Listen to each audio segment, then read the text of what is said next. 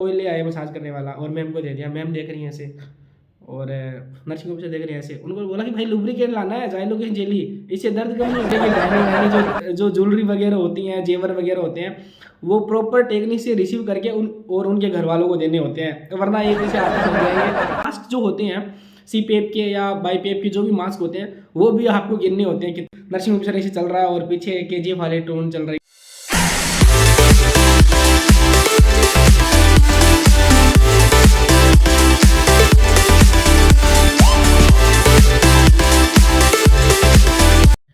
नमस्कार, nursing factory नाम के इस यूट्यूब चैनल में आप सभी का स्वागत है। और जैसा कि थंबनेल में मैंने बताया कि नर्सिंग ऑफिसर का क्या क्या काम होता है एम्स में जॉब लगने के बाद में, वो मैं बताऊंगा। और मेरे साथ वाले या मेरे फ्रेंड्स जो हैं या मेरे जूनियर हैं, वो अजीब अजीब सवाल करते हैं कि बॉस ये काम नर्सिंग ऑफिसर को करना होता है क्या, ये काम आप करते हो क्या, मतलब अजीब अजीब। बॉस जो पोटी होती है पेशेंट की, वो आप साफ करते हो क्या या फिर जो पेशेंट के जो गहने होते हैं, जो लेडीज आती है, उनके गहनों का क्या करते हो, वो इधर उधर नहीं हो जाते क्या, या फिर आपकी क्या एक्चुअल जो जॉब डिस्क्रिप्शन है वो क्या होता है इसमें। मतलब ये जो नर्सिंग ऑफिसर का जो जॉब डिस्क्रिप्शन है वो अलग अलग होता है, हॉस्पिटल के हिसाब से अलग अलग होता है। अब स्टेट हॉस्पिटल में अलग होता होगा और प्राइवेट हॉस्पिटल में अलग होता होगा। मैं एम्स में हूँ तो मैं एम्स का बताऊँगा एम्स में क्या काम होता है नर्सिंग ऑफिसर का। तो पहली बात तो ये गारंटी शूटी नहीं लानी है आपको अपने मन में कि नर्सिंग ऑफिसर बन गए तो मतलब पता नहीं क्या ही काम आपको करना है। काम वही करने होते हैं सारे, पेशेंट केयर से रिलेटेड हो गए, ड्रग एडमिनिस्ट्रेशन के हो गए। तो मैं one by one step by step आपको बताता हूँ कि क्या क्या काम आपके वहाँ पे होते हैं। तो जैसे ही आप ड्यूटी पे जाते हैं तो पहली बात तो ये कि हॉस्पिटल की ड्रेस आपको मिलती है, 2 स्क्रब आपको मिलते हैं, हॉस्पिटल में धुलते हैं वो, उधर से स्टरलाइज होते हैं और आपको घर से कुछ नहीं वहाँ पे कर जाएगा। तो जैसे ही आप हॉस्पिटल में जाते हैं, आपको चेंजिंग रूम में जाते हैं, चेंजिंग रूम में जाके आप अपना स्क्रब पहन लेते हैं, जो आराम से बढ़िया प्रेस व्रेस किया हुआ, आपको वो दिक्कत नहीं है।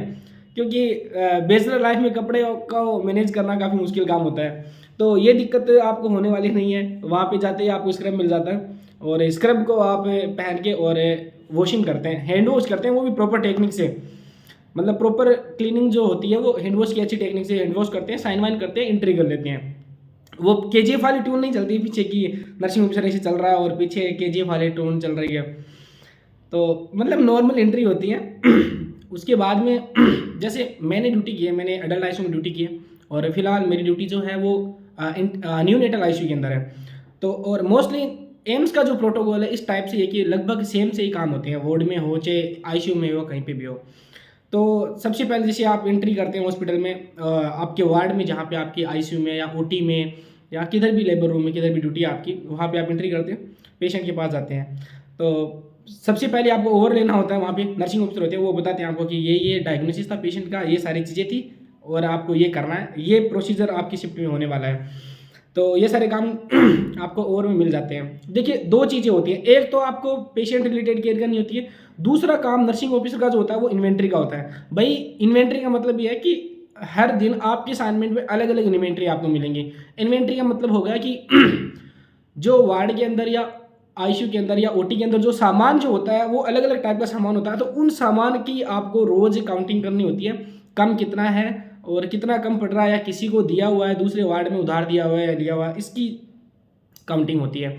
वो कम नहीं बढ़ना चाहिए, वरना आपसे जो आपसे फॉर्म भरवा लिया जाएगा मिसिंग इन्वेंट्री का, तो उसका ध्यान रखना होता है। इन्वेंट्री बहुत हेडेक वाला काम है वैसा, मतलब ऐसे हॉस्पिटल में जाते हैं तो टेंशन ही रहती है कि इन्वेंट्री कौन सी मिलने वाली है, क्योंकि सारे जो इक्विपमेंट है एक एक देखने पड़ते हैं आपको। अच्छा वेंटिलेटर कितने हैं, मास्क कितने, इवन जो मास्क जो होते हैं सीपेप के या बाईपेप के जो भी मास्क होते हैं वो भी आपको गिनने होते हैं, कितने मास्क वहाँ पे हैं, स्ट्रिप तक गिन लेते हैं, ये सारी ग्लूकोमीटर कितने पड़े हैं ये सारी गिनने पड़ते हैं।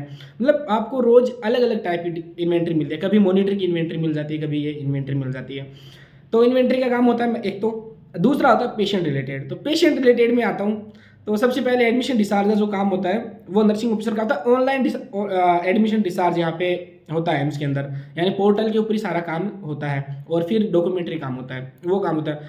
अब पेशेंट जब आता है तो बेड मेकिंग का जो काम है वो एक तरीके से जो वार्ड बॉय होते हैं उनको बोल दिया जाता है कि भाई पेशेंट आ रहा नया, आप बेड मेकिंग कर लीजिए, तो बेड मेकिंग वो लोग कर देते हैं, पेशेंट आ जाता है। अब वहाँ पे जब पेशेंट आता है तो जैसे फीमेल पेशेंट आती है तो उसके गहने वहने होते हैं, ऑर्नामेंट्स होते हैं, क्लोथिंग्स होती हैं, तो उनका विशेषकर ध्यान रखना आपको और वो जो सामान हम जो लोग रिसीव करते हैं वो एक प्रॉपर तरीके से उसको सोने के गहने वहने जो जो ज्वेलरी वगैरह होती हैं, जेवर वगैरह होते हैं, वो प्रॉपर टेक्निक से रिसीव करके उनके घर वालों को देने होते हैं, वरना ये पैसे आपके लग जाएंगे। और वैसे नहीं कि आप हर किसी को दे रहे हो, घर वालों में माइनर को नहीं देना, मेजर को ही देना है। पता चले कि कोई दूर का रिश्तेदार था लेके और उड़ गया और फिर आप पे ब्लेम आ रहा है, तो वो आपकी रिस्पॉन्सिबिलिटी, तगड़ी रिस्पॉन्सिबिलिटी होती है आपकी कि ऑर्नामेंट्स और क्लोथिंग्स आपको प्रॉपर तरीके से उनको हैंड ओवर देना है, फैमिली मेम्बर्स को, जो उनके एकदम क्लोज फैमिली मेम्बर्स हैं।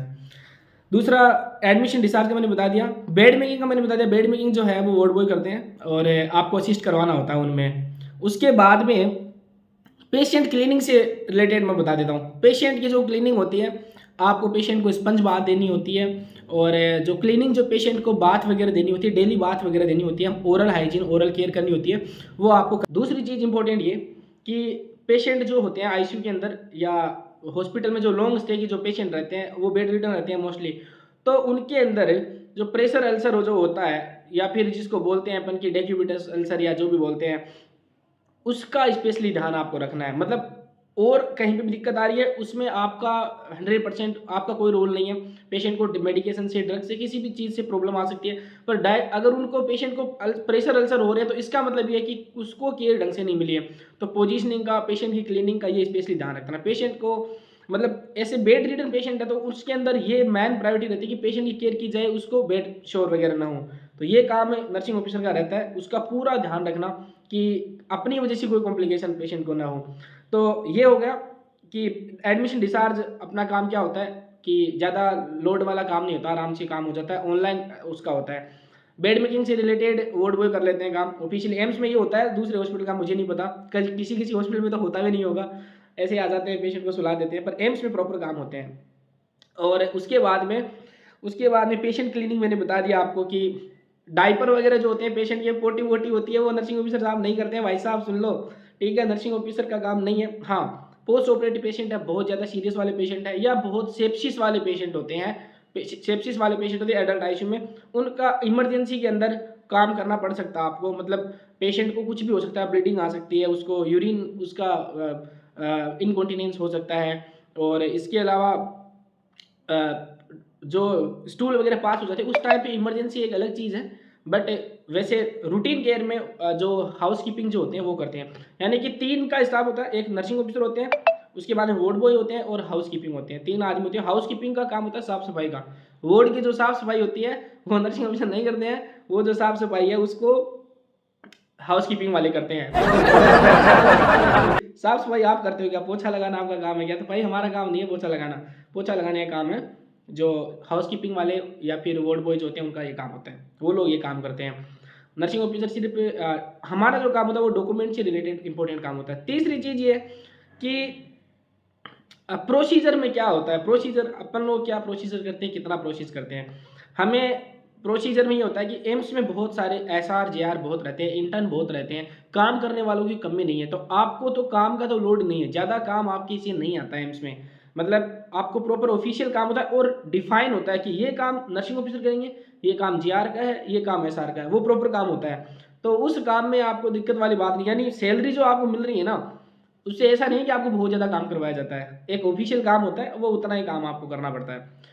तो प्रोसीजर में ये होता है कि कैनुलास वगैरह आप नहीं लगाते हैं, वो जेआर वगैरह लगा देते हैं, कोई दिक्कत वाली बात नहीं है। जेआर जो आते हैं वो काम सीखने आते हैं, इंटर्न वगैरह होते हैं, वो अपनी इंटर्नशिप करते होते हैं, तो वो लोग ही सीखते हैं और कैनुलास वगैरह वही लगाते हैं। आपको नहीं लगाना कैनुला वगैरह, कुछ नहीं लगाना। आप बस पास में खड़े रहो और जो भी आर्टिकल्स वगैरह वो आपको कलेक्ट करने हैं, और इसके अलावा कुछ काम नहीं करना। कैनुला नहीं लगाना, सैंपल कलेक्ट करना। सैंपल कलेक्ट जो इन्वेजिव जो सैंपल होंगे वो भी जीआर वगैरह है, इंटर्न वगैरह करते हैं, आपको नहीं करना। आर्टरी लाइन से अगर सैंपल लेना हो तो वो आपको लेना है। इस टाइप से होते हैं। मतलब प्रोसीजर में भी कोई ज़्यादा रोल नहीं है, ज़्यादा प्रोसीजर वाला काम नहीं करना। आपको डॉक्यूमेंटेशन का काम ज़्यादा करना होता है कि डॉक्यूमेंटेशन जो है वो प्रॉपर होना चाहिए। मेडिकेशन में आपका ये रोल होता है कि मेडिकेशन जो है वो आपको dose, drug and dose calculation आपको आना चाहिए। यानी कि वहाँ पे मेडिसिन जो प्रिस्क्राइब होंगी वो डोज होती है उनकी। ऐसे नहीं आपको 2 ml दे दीजिए, 3 ml दे दीजिए, ऐसे नहीं होता। जैसे कोई इंजेक्शन लिखा है तो mg के अंदर लिखते हैं कि भाई 500 mg दे दीजिए, 700 mg, 400 mg दे दीजिए। अब उसको आपको काउंट करना है कि इसमें कितना मेरे को डाइल्यूट करना है और कितना निकालना है।